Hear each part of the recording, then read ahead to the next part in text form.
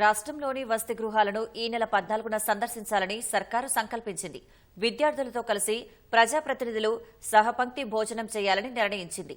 ఇందిరమ్మ ఇళ్ల కోసం వచ్చిన దరఖాస్తుల పరిశీలన నెలాఖరులోగా పూర్తి చేయాలని మంత్రి పొంగులేటి శ్రీనివాసరెడ్డి కలెక్టర్లకు నిర్దేశించారు. 500 మందికి ఒక సర్వేయర్ చొప్పున ఏర్పాటు చేసి రేపటికల్లా సామాజిక సర్వే పూర్తి చేయాలని స్పష్టం చేశారు. మరోవైపు ఈ నెల 15, 16 తేదీల్లో జరిగే గ్రూప్ 2 పరీక్షకు అధికారులు విస్తృతంగా ఏర్పాట్లు చేశారు.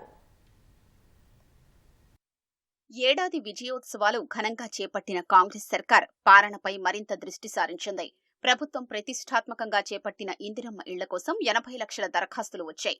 ఈ నెల 31 నాటికి వాటన్నింటినీ పగడ్బందీగా సమగ్రంగా పరిశీలించాలని గృహ నిర్మాణ శాఖ మంత్రి పొంగులేటి శ్రీనివాసరెడ్డి కలెక్టర్లను ఆదేశించారు. సీఎం సలహాదారుడు వేం నరేందర్ రెడ్డి, సీఎస్ శాంతికుమారితో కలిసి సచివాలయంలో నుంచి కలెక్టర్లతో మంత్రి పొంగులేటి శ్రీనివాసరెడ్డి వీడియో కాన్ఫరెన్స్ నిర్వహించారు. ఇందిరమ్మ ఇళ్ల పరిశీలన, గ్రూప్ 2 పరీక్షల నిర్వహణ, మెస్ ఛార్జీల పెంపు, సామాజిక సర్వే తదితర అంశాలపై సమీక్షించారు. ప్రతి 500 మందికి ఒక సర్వేయర్ను నియమించుకోవాలని సూచించిన మంత్రి వివరాల్ని మొబైల్ యాప్లో నమోదు చేయాలని స్పష్టం చేశారు.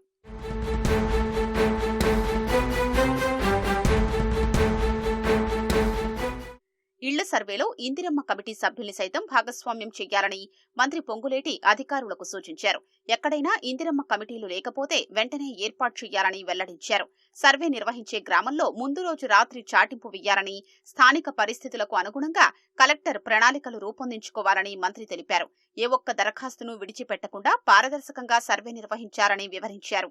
సర్వే వివరాలపై రోజు కలెక్టర్ సమీక్షించడంతో పాటు ఫిర్యాదులు, సలహాల కోసం ప్రతి జిల్లా కేంద్రంలోనూ టోల్ ఫ్రీ నెంబర్లు ఏర్పాటు చేసుకోవాలని సూచించారు. ఈ ఏడాది 4.5 లక్షల ఇందిరమ్మ ఇళ్లు నిర్మిస్తామన్న మంత్రి ఇది నిరంతర ప్రక్రియగా అభివర్ణించారు.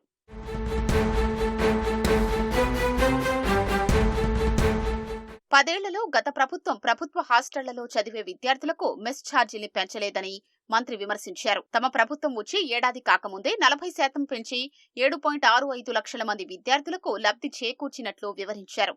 కలెక్టర్లు తరచూ హాస్టళ్లను సందర్శిస్తూ విద్యార్థులకు అందించే సరుకుల నాణ్యత, పరిమాణంపై దృష్టి సారించారని ఆదేశించారు. ఈ నెల 14న మంత్రులు, ఎమ్మెల్యే, ఎమ్మెల్సీ, ఎంపీలు స్థానిక సంక్షేమ హాస్టళ్లను సందర్శించి అక్కడే విద్యార్థులతో కలిసి భోజనం చెయ్యనున్నట్లు వివరించారు. కార్యక్రమంలో విద్యార్థుల తల్లిదండ్రులు సైతం పాల్గొనాలని మంత్రి కోరారు.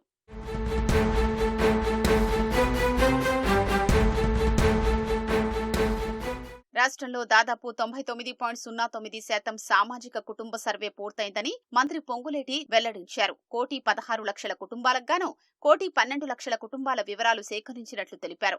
రేపటితో సామాజిక సర్వేకు తుది గడువు ముగుస్తుందన్న మంత్రి ప్రజాపాలన సేవా కేంద్రాల్లోనూ సర్వే వివరాలు నమోదు చేసుకోవచ్చని స్పష్టం చేశారు. ఈ నెల 15, 16 తేదీల్లో జరిగే గ్రూప్ పరీక్షలకు పగడ్బందీ ఏర్పాట్లు చేయాలని అధికారుల్ని మంత్రి ఆదేశించారు.